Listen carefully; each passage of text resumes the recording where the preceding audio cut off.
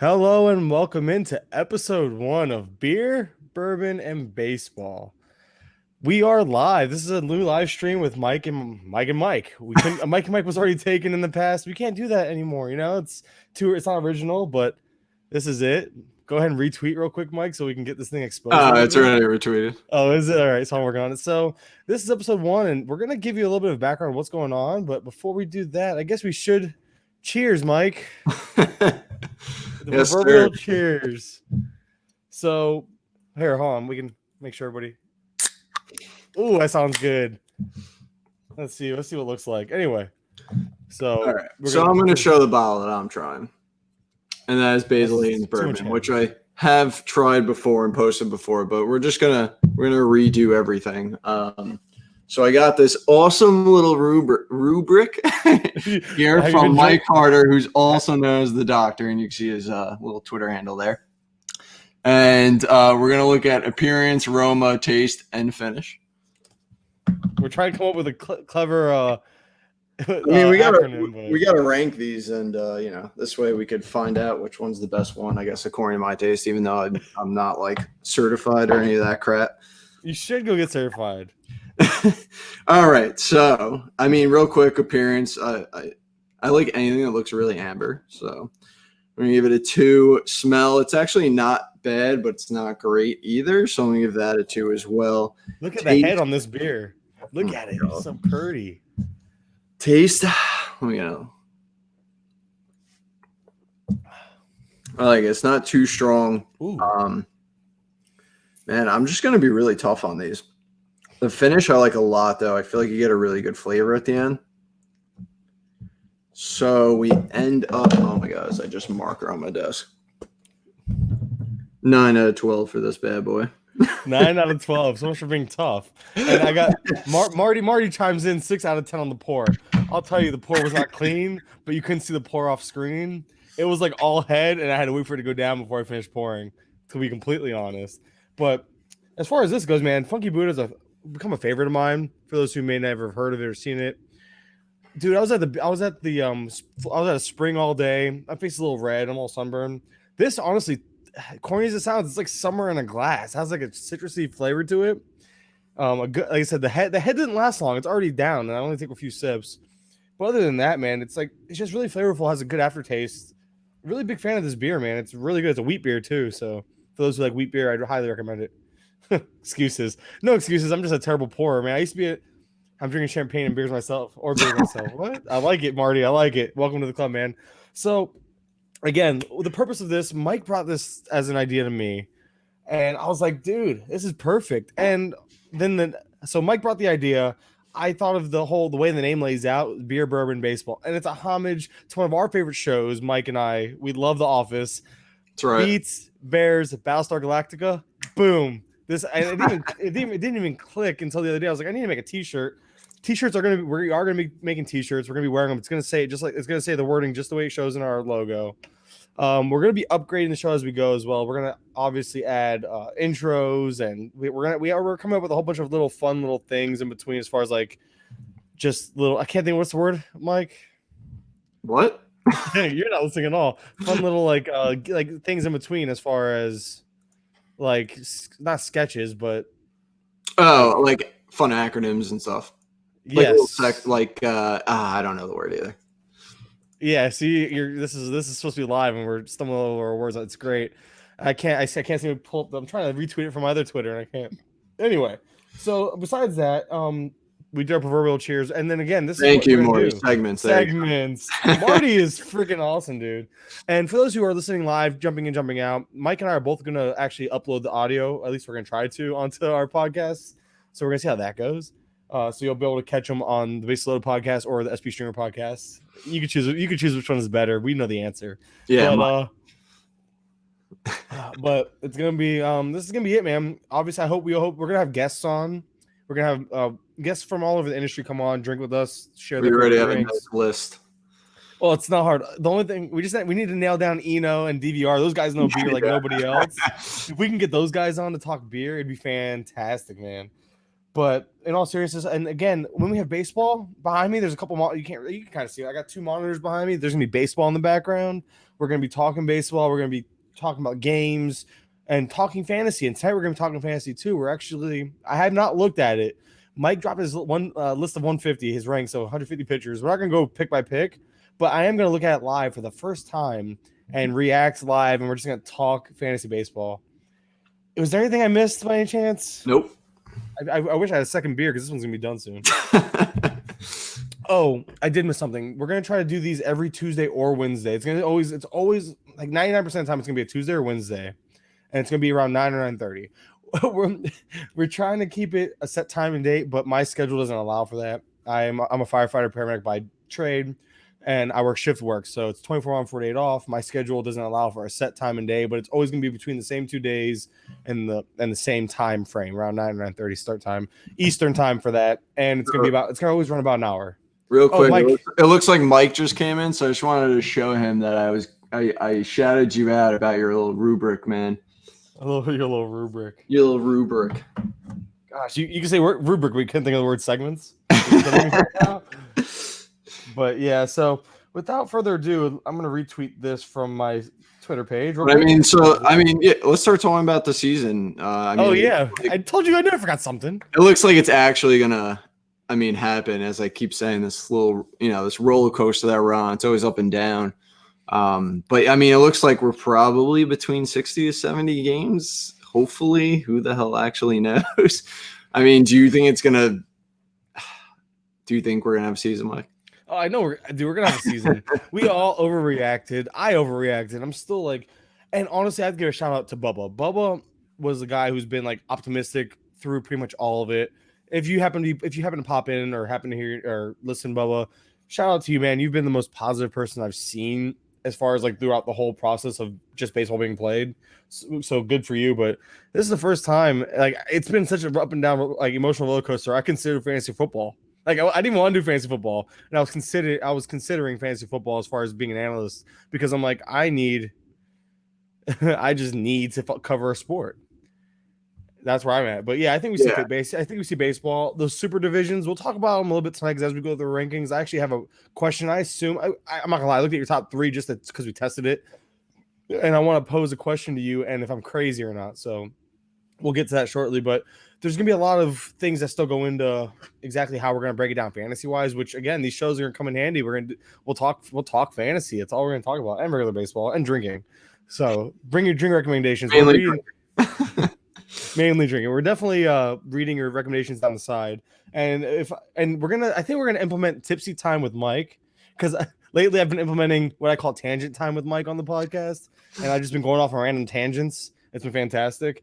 But we're gonna do tipsy time with Mike if I drink enough, and we also have, if I can get it going in the background. So, like, oh yeah, things that make you happy. It's the little things that make me happy, man.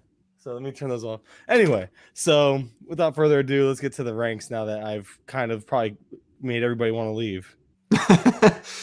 Viewers dropping. Well, you keep talking while I try to share my screening. By the way, I always get yelled at for having ice. So just to please you people, there will be no ice. There will be no ice as I drink on these shows.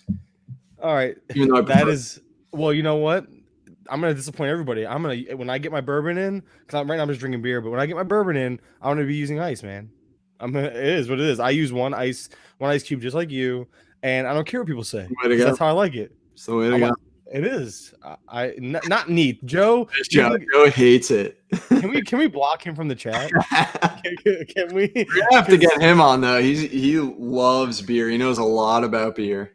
Good. So what do you think about Funky Buddha, Joe? Have you ever tried it? It's really fantastic. It's actually really refreshing. It's honestly like a perfect summertime beer.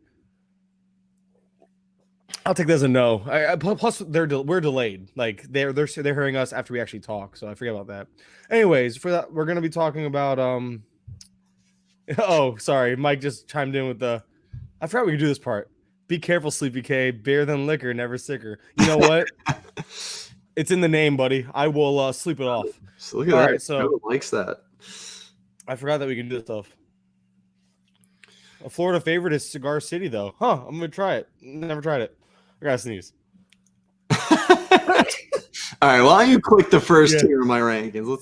We'll move on here. All right. Well, sorry, no. Obviously sneezes and stuff happen on podcasts. We edit those out, but not these. All right. So this is, without further ado, again, this is SpStreamer.com. This is Mike's SP rankings for a shortened season, and this is top 150. We are not going pick by pick, and I refuse to even bother. The top two are still DeGrom and Cole. No surprise there. Wheeler at 3. But what's cool about this one is he's in a tier. I think he's in a tier by himself. Yes. And we'll get to that in a second. Actually, you know what? We'll stop right there. Why is he in a tier by himself? So I just think, he isn't obviously as good as DeGrom and Cole, but I think he could take that next step. And he's the only pitcher I think that personally could jump into tier 1 this year.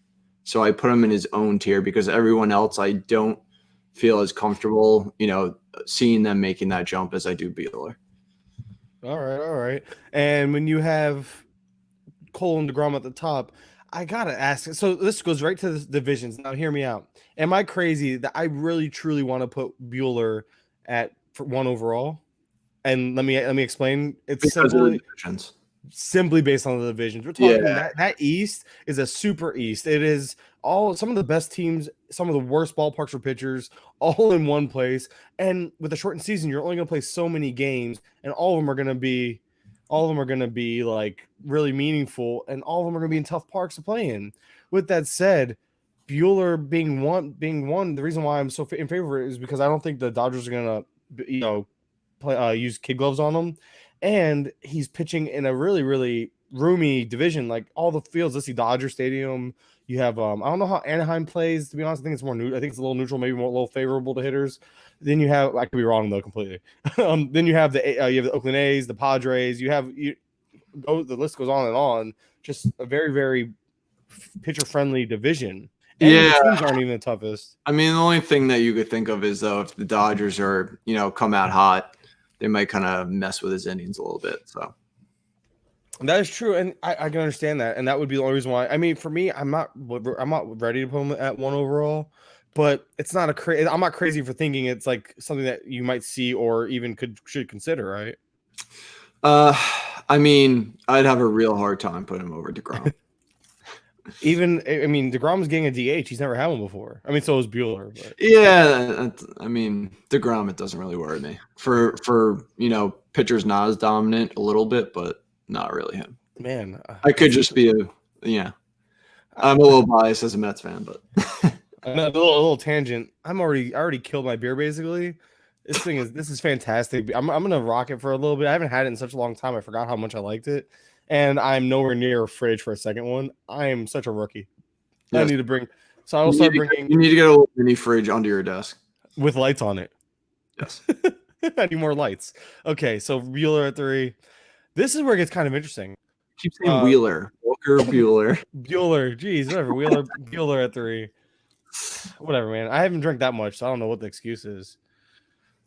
And starting at the 4 through 10 is interesting, but mostly because you put Verlander at 4, which I have no gripes with, but you put Bieber over Scherzer. Explain that one. Yeah, so I looked into a lot of pitch count stuff, and Bieber and Verlander both are right at the top when it comes to efficiency per inning, and then pitch count too. So I could just see Scherzer, obviously with the injury issues and. What if they fall behind or get way ahead? They're definitely going to give him rest when they can. Whereas I think Bieber's just going to go deep into games and he's going to put up a lot more innings than, other pitchers. So that's why I raised him in my rankings. I think originally I had him, for full season around 8 or 9. I could be wrong, but I definitely move him up just because they let him go, and there's no reason to not let him go again. And that's going to, as far as counting stats, that's going to definitely set him apart. I still can't get behind him over Scherzer, man, or Clevenger.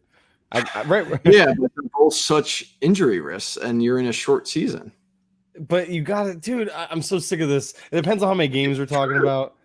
I understand. I understand it's true and injury, but we're talking hold back either of those teams from limiting their innings. Why wouldn't they do that? Especially if one of them. They're both They're both playoff contenders. There's no way they're going to limit them. And Scherzer's a gamer. He's not going to let them stop Start them. off hot, and, they're ahead of everybody by a good margin. I mean, whereas I feel like Bieber he's no health issues. Why would they hold him back? I'm texting my wife for another beer. You make me want to drink. I can't deal with you. I can't deal with you. You're so wrong here. Bieber should be, they're in the same tier, but Bieber should be below Clevenger and Scherzer. I will I can understand. Mike just said, I mean, if Scherzer and Clevenger are healthy the entire year and they let them just, pitch deep into games, yeah, I could see them outproducing Bieber, but it's a big question mark. I know you're all about taking chances in the shortened season, so I think you just have a different mentality than me. I'm usually all about assessing risk assessment. I really am, and I usually draft really safe. But safety won't win you a league. I don't want to play. My big thing is I don't want to play for third. I just don't. I feel like playing for third is pointless to me. And going Shane Bieber over Scherzer and Clevenger, you're hedging your bets and you're playing so safe that it can hurt you. Don't get me wrong. You might play. Sure, everyone wants to place, but in a short season, you need somebody who's going to get you there, not somebody who can kind of maybe crawl you there. And then Reuven Guy P. Oh, okay, that's the co-host over there at. Oh man, yeah, he's with Cohen. Thank you. He's with Cohen over there at TGFBI podcast. Lose my mind. He's talking about 60 games. Yeah. No ice, dog. Oh, no ice. I'm not happy with you right now.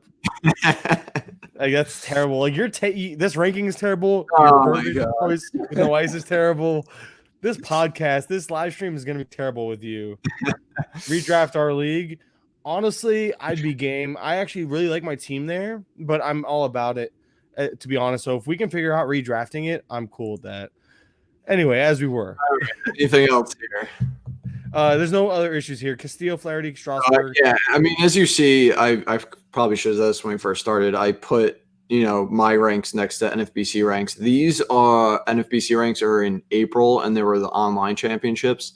So I mean, there is a decent amount of drafts, but obviously most drafts have stopped, especially the higher stake ones. So they're going to be a little skewed. Like I'm sure these will shift a little bit as well, as you'll see a little bit later. Marty, I appreciate your input on a lot of things, but this is wrong. Flaherty should be behind Verlander. I can honestly understand it.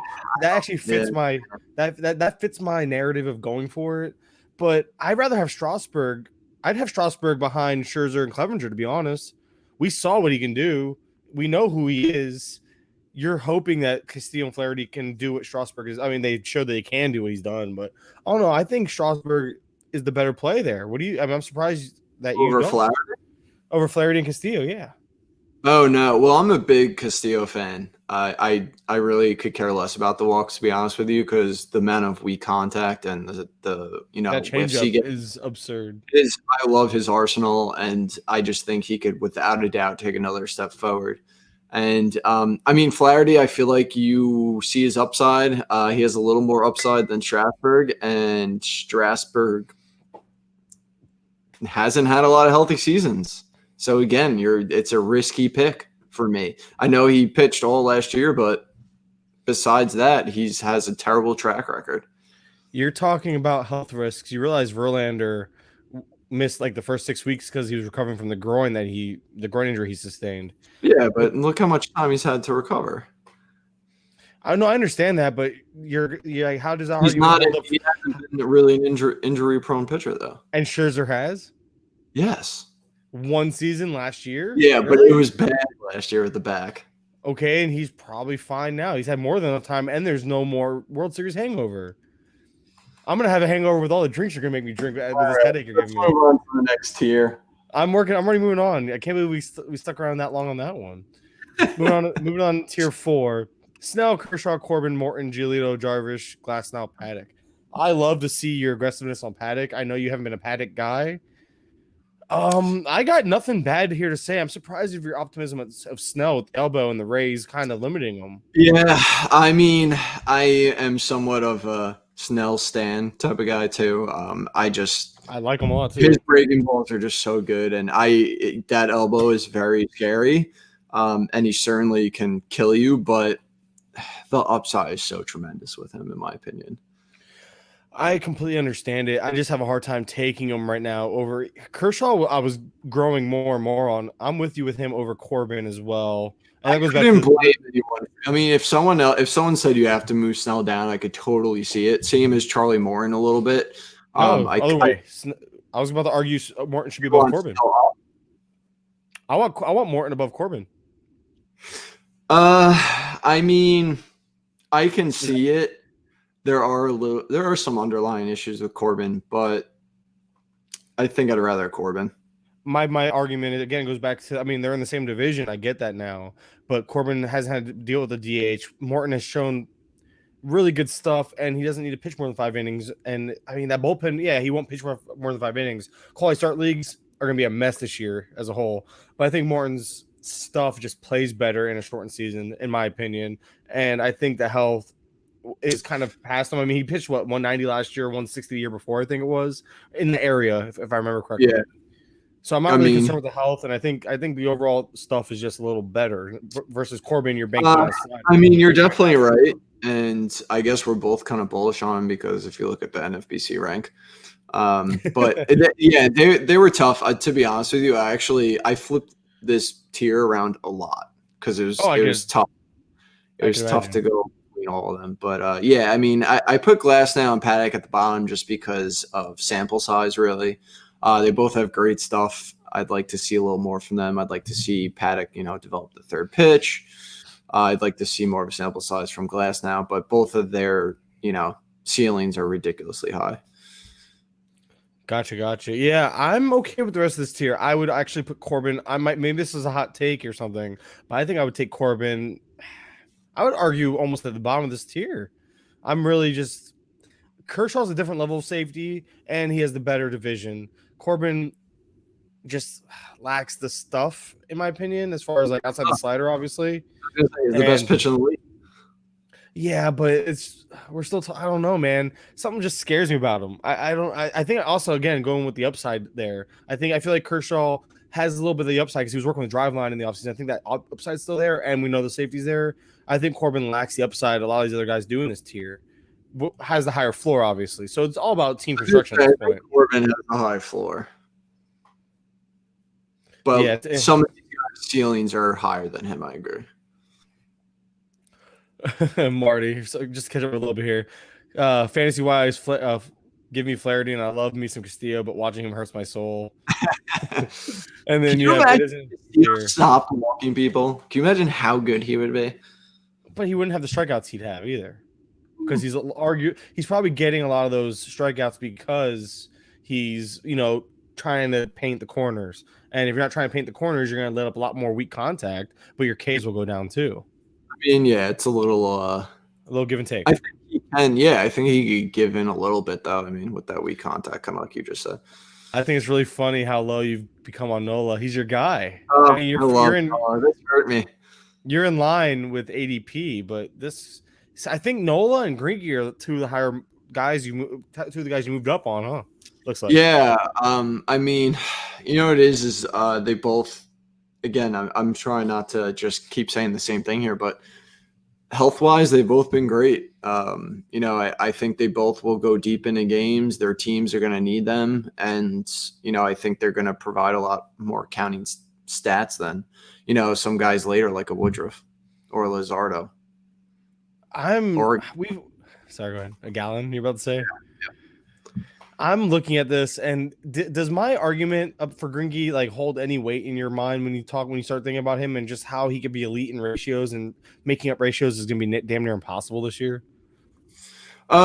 See, I wouldn't say that because I feel like you might be able to utilize a lot of relief pitchers this year, which are going to be very, very hit or miss, which can lead to a really good ERA, a really shaky ERA. But Greinke, I still expect him to be that low 3, high 2s ERA with barely a 1 or sub 1 WHIP, and that is very valuable. You can make up the Ks with those relief pitchers, like you said. So I think with those guys, I totally get it, and that's why I have him there. Yeah, I'm just that's been my argument for him, and I've been. I do love James Paxton. Yes, and I do too. And it was with him, it's always something. And he was coming off a non-baseball related injury. Anyway, it was the cyst on his back or spine or something like that. He got removed. Yeah, I mean, yeah, it was a cyst. Again, I think he adjusted well towards the end of the second half last year at Yankee Stadium, and I think he really started getting a handle on things. And as long as he's healthy and on the mound, I mean, again, I'm gonna probably do a new rankings right before the season when we know actual rotations, all that kind of stuff. But if he's healthy, I mean, he's one of the better pitchers in the league when he's on the mound, and I don't see too many flaws in his game, and the main issue was health. So again, if he's healthy, I wouldn't mind taking him a little earlier than I guess ADP shows. I'm with you on Paxton. I'm all about him. I think you and I were on a bidding duel in our league together on the auction. I remember bidding you up and just letting you have him. I just didn't want to pay for him because he actually was not you weren't getting the discount because you and I were both high on him. You didn't like that discount you should have gotten on him. I wasn't letting you have. I ended up dropping him in the same price as all these guys. Like you paid the price he is now, which was awesome because now if we redraft, that's a whole other thing. Dave, to get your tweets, your comments, we click. We have to do it, not you. Like that. See? He's playing the AL Central so much, or no Dodger limitation. Yeah, so with Maeda, I think he's obviously going to go deep into games. Read it louder next time. You just whispered like this. Yeah, I know. And he's not going to have those limitations anymore. I think he did with the Dodgers, and he is just. His underlying metrics are just so good. He's got 3 pitches that I think have over 15 swing strike percentage, and he's on every list. Every time I search anything and I find like a list of an interesting stat of pitchers, he is on it. And it's just everything is pointing to him having a good season this year. So that's pretty much why I'm higher on him than most. I expect that NFBC rank to go up a little bit when people start drafting again, but I'm probably going to be higher than most with him. And you know what, Dave? We'll put it on the screen this time, but if you continue to dog us on how we drink our scotch or whatever, you will not make this screen ever again, buddy. Just saying. All right, with that said, let's move on. Look at the rest of this tier, and a lot of it's just preference. Kluber, you're really low on. I know we've talked about it. I think we talked about it recently, so I hate to bring it up again, but I think people might want to know why. Because you are 10 picks or 9 picks lower on him than NFBC rankings. I'll let you discuss that in a moment, but in the same breath, you're also higher on Carrasco by almost the same amount. Like you're really aggressive on him in comparison. Yeah. Here's the thing about Carrasco. It kind of recently came out that he actually might not pitch this year, even if they do bring back baseball because of his cancer medications and stuff. Yeah, and with the virus, so obviously he might just disappear. So I put Carrasco over Kluber. Because Kluber worries me with one, the health, 2, the diminishing fastball. I know it's always been bad, but his stuff seems to be more so on the decline. And 3, he's kind of notorious a slow starter. I don't know if it's the cold or it's just a matter of him getting to the swing of things, but we don't know. And I feel like that's a big question mark. And you don't want to sacrifice a month of baseball when there's only like 2 months of it with, Kluber trying to get things together. Whereas, Carrasco, when he's healthy, he's always been really good. So that was my thinking behind it. I understand. I wonder, and I don't even know if this is really going to be a true answer to the whole, is it the cold weather or is it just Kluber? It's not enough of a sample size. This is going to suck. Lance Lynn at 25. I love the aggressive nature. I love that you're above NFBC rank. Oh yeah, I love him too. I personally like him over Barrios and Montas, but they are in the same conversation and tier for me as well. So it's a preference, but I do like Lynn more than them. Lynn was like top 3. I'd have to look though in pitch count last year. So he goes deep into games. They let him go. He's going to keep going. He's got that new stadium. So that's why Park. It sounds like a Pitcher's Park. So. That's why I think I'm higher than NFBC. And again, his fastballs are just amazing. I love where he places them all the time. So, Mike asks, would Would Carrasco have value as a reliever at all if he pitches? I think the short answer here is yes. We're talking about how relievers have value. He would be a good person to grab for wins because if they're going to go to him, it's likely going to be in the between that 5th and 7th inning where if they're a tied game or behind, he can grab some wins, be a solid elite. But the problem is he might be priced up. I don't want to pay that high for a non-closing relief pitcher. That might be the issue. If the ADP doesn't adapt in time, then you're going to be grabbing him and he won't be worth the juice won't be worth the squeeze. Yeah, I agree. Maeda, I love how aggressive you are on him, but Hendricks has got to go, man. What the hell? Hendricks? Come on. Yeah, you know what it is I think he's trash. I put it in the he's trash. And I put it in the sorry. He's meh. I put it in the article. He's just so solid. And if you need stability, especially which is something you're going to want a shortened season, in my opinion, Hendricks is definition stability. You're going to get those great ratios. Definition of trash. When you have a valid argument, then maybe we'll talk about this again.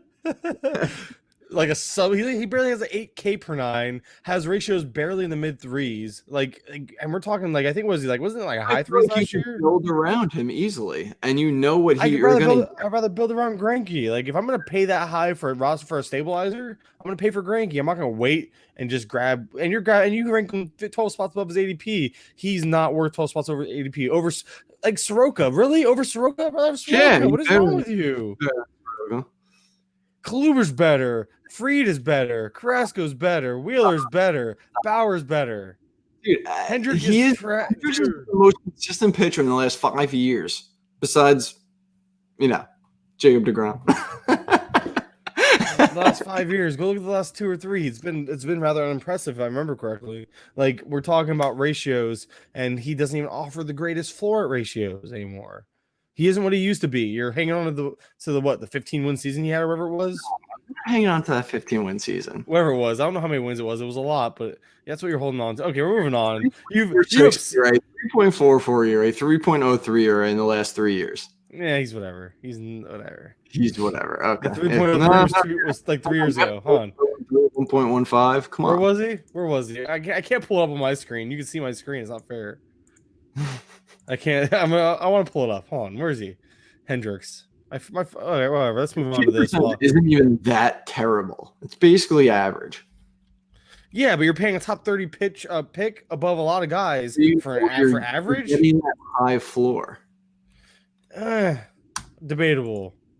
All right, let's move on. I already did. Because you know what? You can Oh, I'm so upset with you right now. I can't even move. I can't even think about it. This is just a bunch of this area is a bunch of preference. I'd rather have Matt Boyd over Kyle Hendricks. Just so we're clear. You sound stupid. And I'm just sounding stupid. I'd rather take the chance on Matt Boyd over Kyle Hendricks every time. Yeah, I'll give you that. I did forget that he had 3.4 something ERAs the last 2 years. Whatever, I'll give you that, but I'm not impressed. All the right. K's are 7.9. I can't. I can't. This is absurd. I'm sorry. I'm so upset with this right now. Like this is terrible. Sure. You pair him with Robbie Wright. How amazing would that be? You would end up with I'm trying to think. Like you have to take 2 pitchers in that range, and you're passing up on a lot of hitting value. Over. I can't. I just can't with you. This isn't gonna work. I think we have to end this already. Matthew Boyd, I really like in this tier. I like him over Rodriguez Ray. I told you I'd rather have him over Hendricks. I would take the chance and the upside on him. He was developing, I believe it was the changeup in the spring, and it was coming around, I think. And now we have to wait and see if he has it again. But why Matt Boyd under Robbie Ray and Erod? So I mean, they just both have proven themselves a little more than Boyd, in my opinion. Boyd has the potential, but he has the home run issues. And I know you can look at his xFIP, kind of how like Marty said, but he still has to adjust for that. He's still got to bring those home runs down. So, the slider is amazing, but we got to see how he develops those other pitches a little bit. And, I think I think Robbie Ray has a safer floor than Boyd. I think we saw Boyd's floor last season, and we could see it again. I I think don't think that was his floor. I think the home runs, and even I think he came out and said it, and I believe it was Pollock that mentioned it on his podcast that Boyd would like when he felt the need to do like when he was trying to make up for something, or he would just throw harder, not even try to be smarter about it. He would just throw harder, attack. I think he would just attack I'm the not zone and saying getting it's develop, smacked. but we have to, we can't just assume he is going to develop either. I'm really upset that I'm out of beer right now. Okay. I will bring 2 to 3 next time for sure because I drank this one and I forgot how much I like it. It was gone in 5 minutes. I'm so upset. Denelson Lamet, I am with you at 45. Hard transition. I almost want to push him down even more. You can't. It's hard to because now you're getting to a point where it's some floor guys and Lamet. I'd rather have Urias over Lamet. I mean, you have them in the same area. I think they're both being over.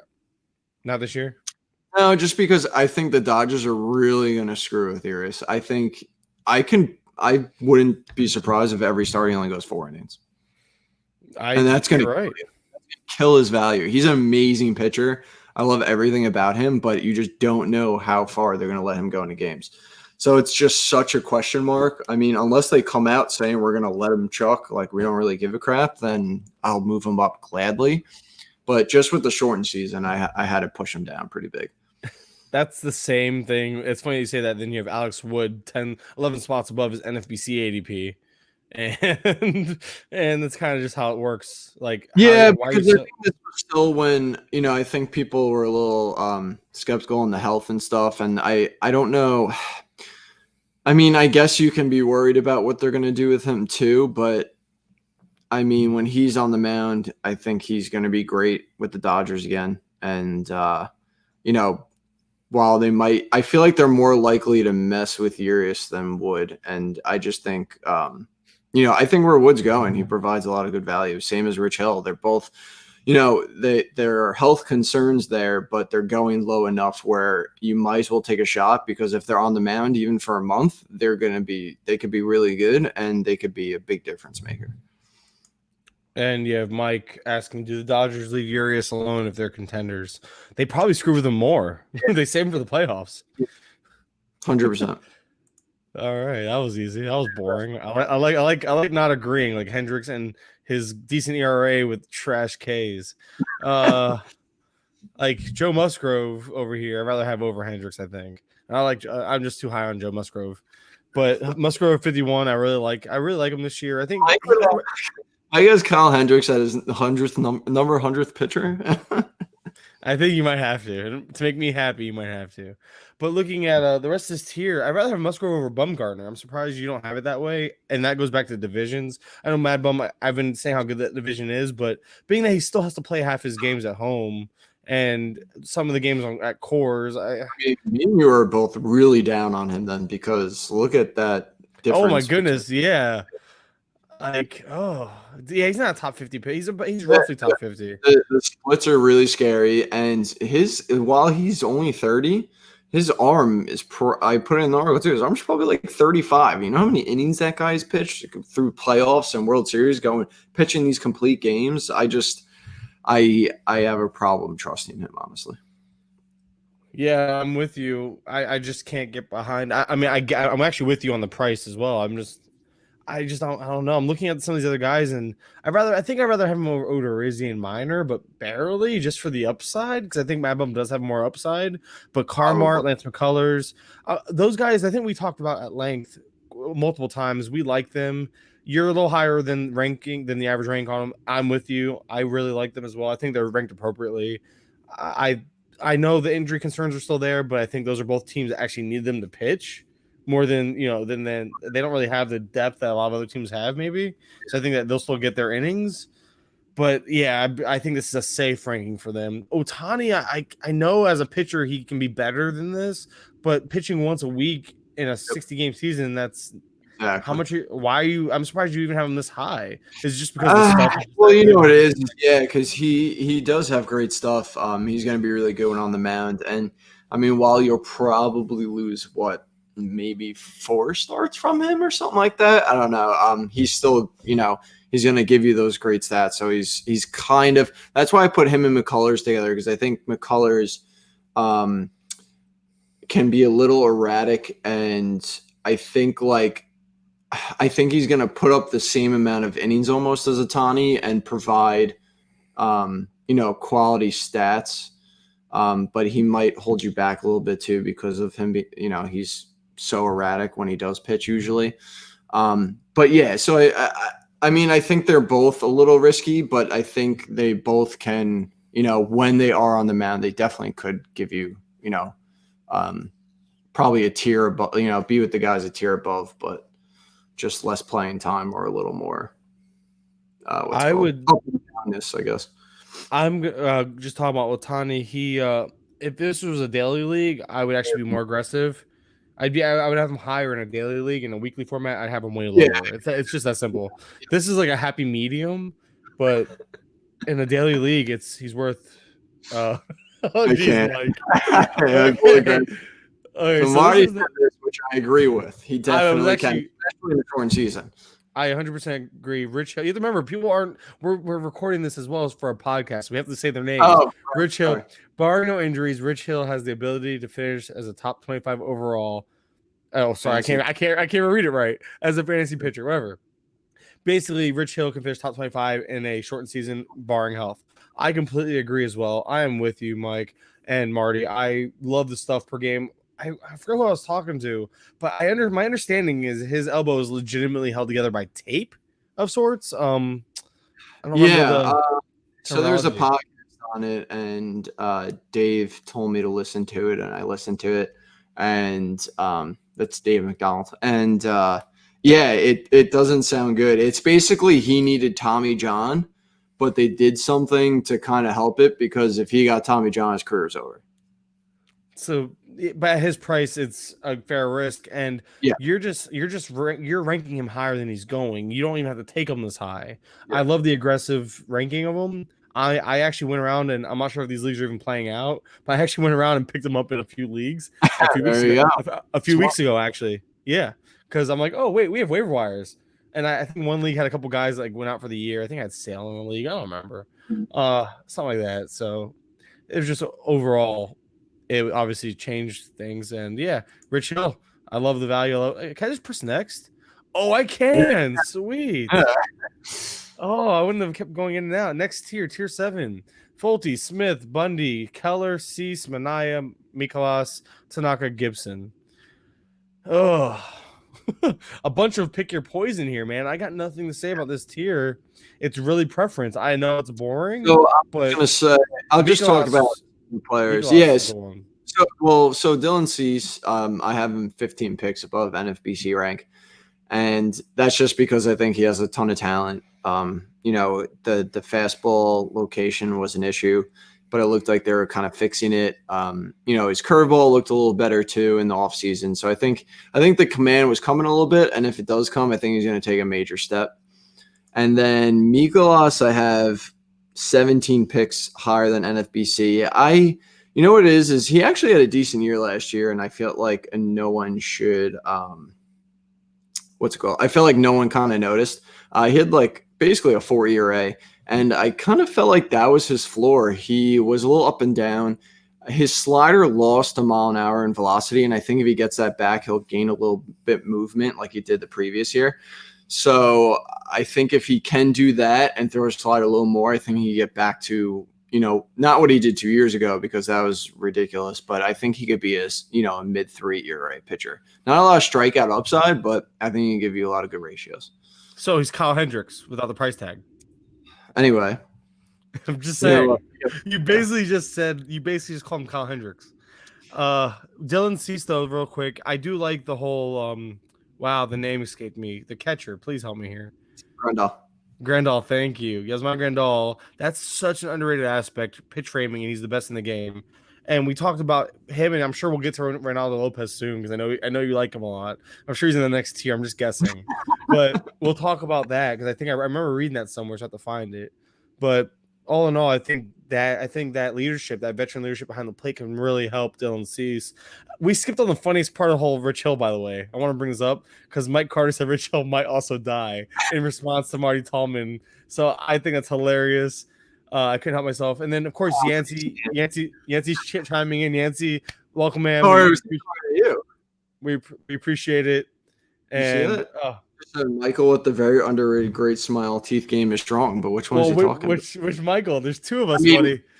My name is Mike on the screen, and yours is That's Mike. True. So I'll give you that. But I have the weird one, Layla.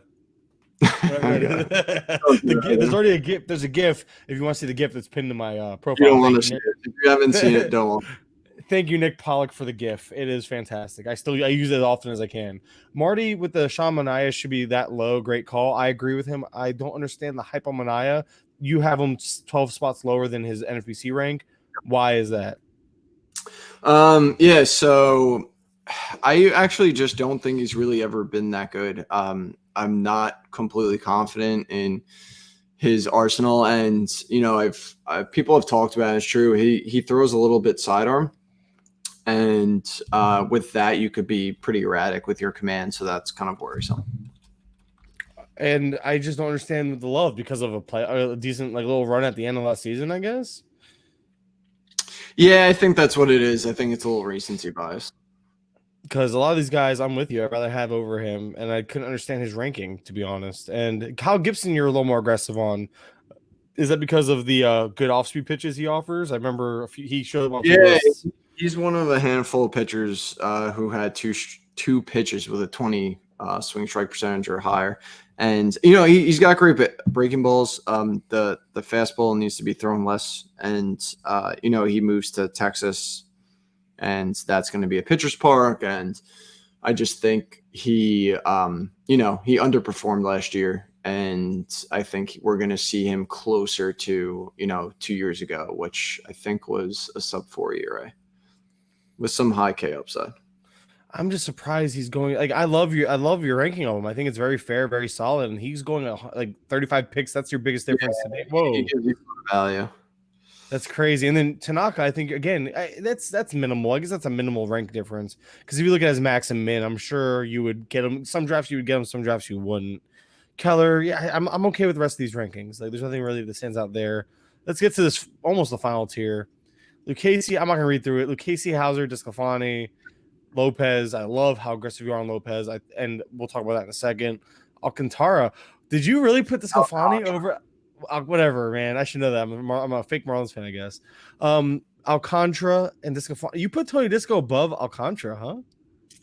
Yeah, that's a mistake. I think Desclafani needs to be at 125.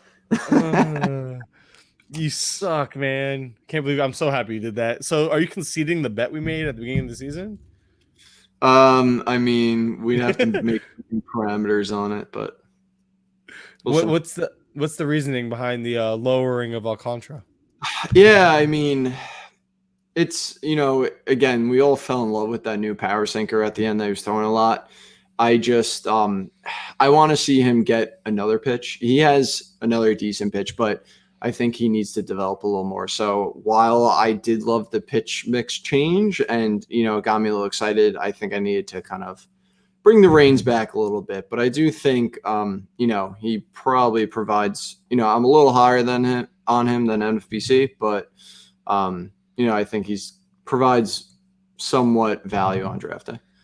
Gotcha. All right, time to address some of this chatter going on. Yancey, so how does this podcast format work? You guys keep recording until you're both blackout drunk. Yeah. I already dropped the ball. I brought one beer to the party tonight and drank it within the first 5 minutes. I'm so upset. We actually, Yancey, if you have the chance to go back and watch it from the beginning, if you didn't, we kind of broke down the idea behind this. You will be able to hear these as podcasts as well. So we'll have them both of our streams. So pick wisely, which obviously it's mine. And we broke it down really well at the beginning, and it is what it is. But honestly, Will over here talking about, I think it is a missed opportunity, to have Yancey hosts with Mike's battling over Kyle Hendricks. Yancey, you are more than welcome on the show, buddy. I speak for both of us. If you want to come on and host, feel free. Feel free. I would love to have you on, man. It'd be fantastic. And yes, Will, I am disappointed in myself. It would listen. It's the first night, opening night. I was like, you know what? One beer should do it. I'll just sip on it, enjoy it for the hour. And I dropped the ball. I text my wife to get me a beer, and she didn't text me back. So I think I got my answer. But I can't. And of course, Yancey, it's lit. We appreciate that, man. It's gonna be awesome. Will, I love you too, buddy. All right. Let's get back to the analysis. I do appreciate you guys' feedback. I do appreciate you guys commenting, watching. It is awesome. We're seeing a frequent flow in and out, and we do appreciate all the support. I truly mean that. Truly 100%. Mean that. And it's gonna be awesome. And we have a lot of fun things planned for this, but we'll get to those. We'll obviously, just as this goes, we're kind of just trying to get this going as the season's upon us. Let's get back to the rankings. Reynaldo Lopez, one above Alcantara, and I love that ranking. I think, again, I found it. I got to find it again because I know I told you something and you don't remember reading it, so it made me question it. But he throws, I think it was a slider, but he throws like the same slider two different ways. Grandal noticed it and actually changed it into two separate pitches. Yeah. And that's everything. Yeah, I remember that too. I mean, plus Zimmerman. I want to say Zimmerman's article. Yeah, I think you might be right. Yeah, and then he made some second half changes too, and then obviously he bumped up the velocity. He was still a little erratic with it, but I think Grandal might be able to kind of do something with him, and he's got tremendous upside. So I will gladly take him. I have him at 69, nice, and NFBC has him at 89. So I'm obviously pretty big on him. Are you the only? I know I'm not the only one. You when you do your ranks, you get to 69. You make sure you put a name you really like there, don't you? I can't help it. I do too. I'm not even ashamed to admit it. I think about that. Every time I get there, I'm like, oh man, 69. Tony Descafani. I'll drop him 2 spots to get him. You know what I mean? Like, I can't help myself. It's awesome. Josh James at 71. That's a little hot takey. People seem to really like him. I know George Roto Nino / George Montanez, co-host and founder or co-founder of Roto Ranks, I believe. Now I don't know his title. I love the guy though. He's a Josh James stan. Why are you a little lower than the average person on him? Hey man, holy crap. No, so yeah, it's literally just a question of playing time for me. Josh James had like one of the highest K walk percentages in the second half, but I don't know. We don't know if he's going to start. We don't know what the Astros are going to do with the rotation. Honestly, there's so many guys there. They did have Urquidy in it, but with these young guys, I mean, with their bullpen and everything, I could just see the Astros limiting them. So I had to drop them down just because there are pretty big question marks there. I think once we get a little more news as the season gets closer, I'll definitely be moving them up. Especially Josh James. If he's in the rotation, he'll definitely be moving up. Wade Miley, he's in my top 100 as well. The fact he's going 131 is such a great value. But is the rank including relief pitchers? It is not. I took all of them out. I was just making sure because that was going to change things a lot. That is an absurd value. People don't realize. You look at the first 5 months of last year, it was like a 3.2 or 3.4 ERA or better in every month. And then the final month, he had such an atrocious year, it ruined his overall stat line. Mm-hmm. And I just want people to make sure they understand that. Cole Hamels, I think, is undervalued. Looking at him at 77, a little undervalued. No, I kind of actually, I would have put him a little higher, but I was trying to find anything I could about his injury, and there has been no update. So I kind of just left him there hanging because I don't know if he's even going to start the season. I couldn't find anything on him. So I do like the skill set. Again, one of the most lethal changeups. I just, I'm waiting for any news on that. And if he is healthy, he's on the Braves. He's going to get, he should get you wins. So I would move him up. The whip is a little questionable, but the ERA should be the ERA should be solid at like 3.8, probably 3.8 ish, roughly, maybe a little better. Short season is hard to tell. You don't know which way any of these guys are going to go. You have Scherzer. Didn't DeGrom have like a rough start yet last year, 2 years ago, where it was like a really terrible start? It was last year, right? Rough start, yeah. It might have been 2 years in a row. I just remember him. There was another high-end guy for 2 straight years that struggled for like the first month. People were like, well, that must have been a fluke. And then they turned around and had a great year. So you got to realize that it's It's so erratic. I'm so for it's baseball. Baseball's gonna baseball. So we got Marty here saying, as a Tigers homer, I approve your Spencer Turnbull ranking. Yeah, so I've been really high on him. He's got a lot of potential with his curveball slider, and he's got a pretty deep arsenal. So I think it's great when you're a young pitcher, and if one pitch isn't working, then he could go to other pitches, and that can make a big difference. So I think he has the talent in terms of stuff to kind of take a next step, and that's why I've been pretty aggressive on him this year, and hopefully he doesn't make me look like an idiot. Why are you so low on AJ Puck? Is it because of the setback I believe he had at one point? Yeah, well, I mean, he's probably healthy by now, but I could see the A's keeping him to like 4 innings. Understood. I just think that I wasn't overly impressive when I watched him in the the spring training when he did pitch. Like a couple guys, I'd rather take a chance on him over probably Chirinos and Yarbrough, just because I could those guys. I could totally see that. That's why I'm with you on tier-based rankings, because when you have tiers, it kind of gives you that flexibility of you can swap them. Depends what you need. Although I would have cut the tier off here personally around 77. I would have made that its own tier because I think there's a drop off from Hamels to the rest of those guys. Personally, that's my personal preference. That's what I would recommend. I just think once you get past Hamels, there's a skill set and an overall ceiling difference that's a lot of these guys don't offer, other than Puck, honestly. And I would obviously I would throw Savale at the end of that tier or at the top of this tier. We have a bet about Savale and Yarbrough. I think Savale is legit. You don't. That's it. It's that simple. It's really that simple. He's a better version. He's a way cheaper version of Kyle Hendricks. And you and freaking Puck if you buck. Oh my god, that is such a great reference. What was that? Early 2000s. I can't remember the name of the group. Doesn't matter. Fantastic. I love it. Yancey and his references. I love it, man. He's awesome. So yeah, there's nothing else I really have to add here. Tehran, I never thought I'd say I'd be excited, but as an Angel, I like the idea of him throwing a slider a lot more. So there's that. I mean, he's weird. He's always beat his. He always beats his underlying metrics. So it's baffling what he does. Yeah, Hudson is trash. He shouldn't even be in the top 100. Canning, I'm a little afraid of. I do behind him. Say that one more time. As long as he's got that great defense behind him. So you got to realize Canning rank though. This was before they said he was really going to play. NFBC has him 1. I put him at 92. I would not doubt it if he is higher when it comes to spring training. Now. I don't know if I'll have. Yeah, I want to see him throw. I want to see if his velocity. I want to see if his command is there. He's someone that you're going to have to watch 100%. And I don't want to go through again. We're coming up on the hour. We're trying to keep. By the way, Yancey.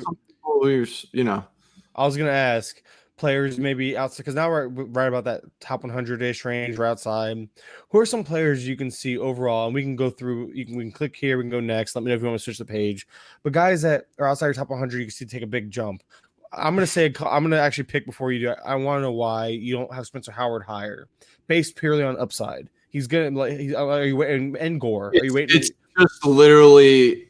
I don't know if they're in the rotation. Yeah, that's literally it. If they're in the rotation, I'm bumping them up. But right now, we have no idea. I expect Gore to be in the rotation, and if he definitely is right up, I still probably be a little lower than most because I don't know what they'll do inning-wise with him. They did look Paddock throw, but I'm not too sure.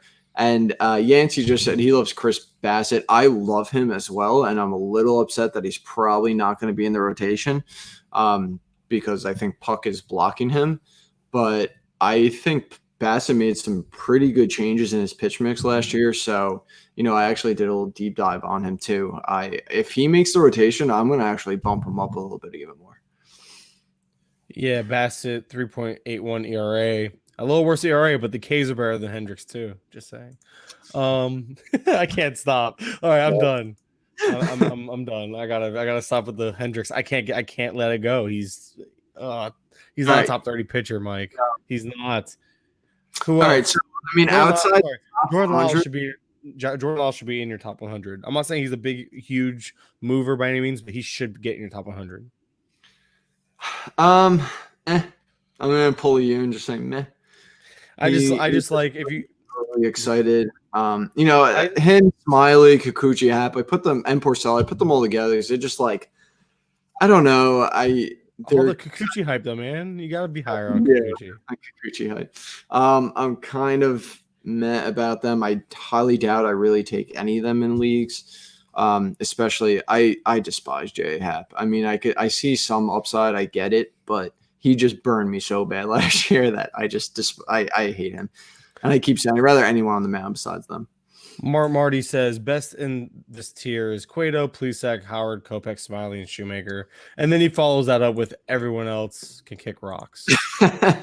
Kopech is concerning, man. I don't want Kopech. I don't see room for him unless there's an injury right off the bat, and even if they do, I could see them just putting him in the bullpen. So he scares the crap out of me. That's why I'm super low on him. I love Mike here. He's the meh. We're gonna make a shirt that just says meh in quotes. You're welcome, all 6 of you that'll buy it. You're welcome. I wish I had a beer right now. I need more. Yeah. Oh yeah, and Yancey.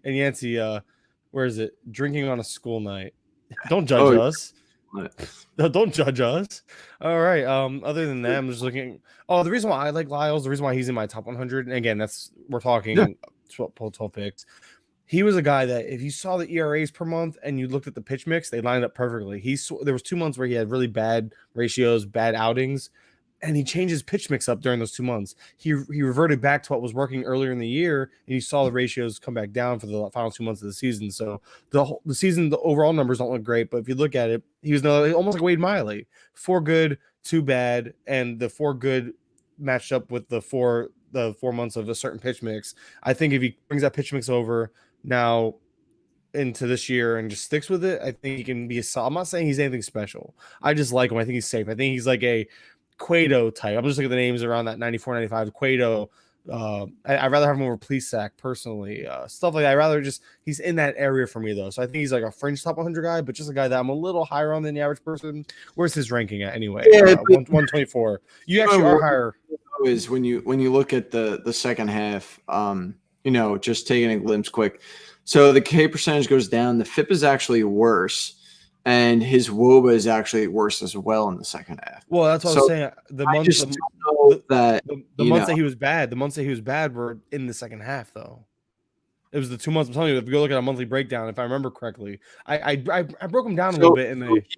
So here's his ERA by month: March and April 2.42, May 3.68, June 6, July 11. August went back down to 2.63, and September back to 2.39. You see my point? That's where I was saying. And if you look, those ERAs match up with the pitch mix changes. So he's worth that. I actually broke him down a little bit in an early article.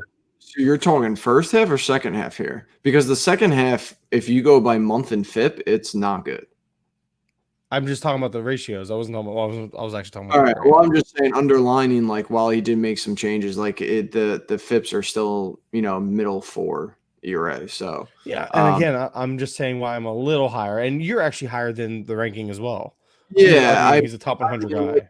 Like you're saying, I do see, I see some potential there. There's just a little. I don't think I would move him higher. That's all I'm saying. I got you. I totally understand that. And, Matt Williams would love your Danny Duffy ranking. He's a Danny Duffy guy. Yeah, the velocity back in spring is interesting, huh? Yeah, it's very interesting. And, he was somewhat of a disappointment last year, and I think he kind of just underperformed. And, there's more talent there. So I think I'm a little higher on him than most as well. Now, I guess this is the big one, and kind of, I don't know how it took me this long to realize it, but Garrett Richards, 47 spots lower than consensus. Man, and he is made of glass. I mean, perfect timing, Yancey, by the way. He says he's healthy. He says, what if Garrett Richards is fully? If he's fully healthy, but I'm not going to take that risk. I mean, think about it. The guy, if you look at his, I'm trying to pull him up really quick. If you look at his, past few years when he pitched, it's just like, I think like at most like 60 innings. Oh, sorry, you're done talking? That's well, I'm looking up. So like last year he had 8.2, but he was coming off the injury. Then he had 76, then 27, then 34. So you're looking at a guy who pitched what? I mean, 130 innings in 4 years. I'm not taking that risk. I get it. And then He's got a lot of talent, no doubt. If he's healthy, he can be great. But that's the biggest question. That is a massive if. Gotcha. All right, let's move along here. I think we have one more. Might as well just get to them. I mean, we went over a little over an hour, but whatever. We're having a good time. This is the last of the list. Any names here? Asher Wojciechowski here. I thought he'd be a fringe top 100 guy. I'm a little surprised he's a little lower. Yeah, I mean, he's shown flashes, but that ballpark, and he just was super inconsistent, and the flash that he did show was pretty short, so I'm a little skeptical of him. Yeah. I don't know. That's it. That's right. Yeah. Sorry. I expected more. I don't know. I'm also getting a little tired here. Frank Peralta and Corbin Burns, I have them low. That's just because we don't know if they're going to be in the rotation. Same as Patrick Sandoval. I love all of them. And Merrill Kelly, too. It's just, if they're in the rotation, I bump them all up. People, yeah, I just want to make, obviously, these are all, again, you can find all these rankings on SpStreamer.com. It's actually pinned to Mike's profile. You could bother him and harass him with how bad some of his takes are. And I have, and again, this was actually me looking at him for the first time. So if I missed any names, I probably did. But I think obviously these are going to adjust. We're going to figure out if there's going to be players sitting out, or there's going to be who makes the rotation, who doesn't. And there's a lot of interesting stuff. So I know we're a little delayed, but we're going to call it rate the bourbon. I think he did. I already rated it. You missed in the beginning. 9 out of 12. I'm pretty bad with how to show this. What is Mike's worst take besides the Hendricks? I guess Hendricks. Obviously, it's Hendricks.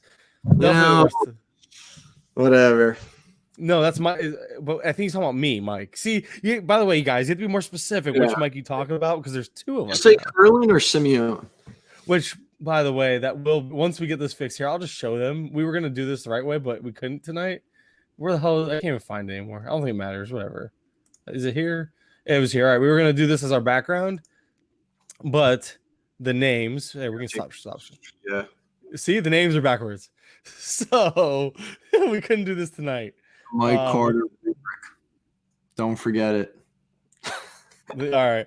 With that said, let's get. We'll take any last minute questions, but if not, we will obviously call it a night. We appreciate you guys listening. Just looking for any last minute questions. We can get out of here. But he's talking about Simione.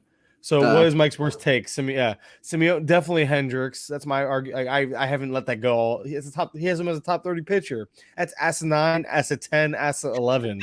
You're making an ass of yourself. On that note, guys, truly appreciate it. We're gonna call it a night. It was about an hour. It's what we're gonna be doing more often.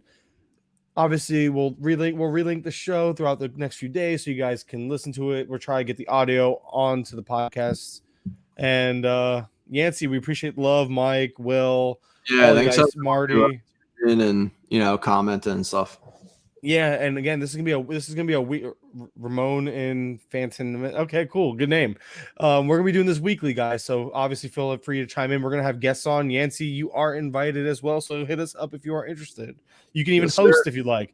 Everyone saw your PitchCon thing. So if you want to pull one of those here, I'm not even afraid to bite that. Apparently, all we do is bite styles anyway. So if you want to dial on this one, we'd be more than happy to have you on, Yancey.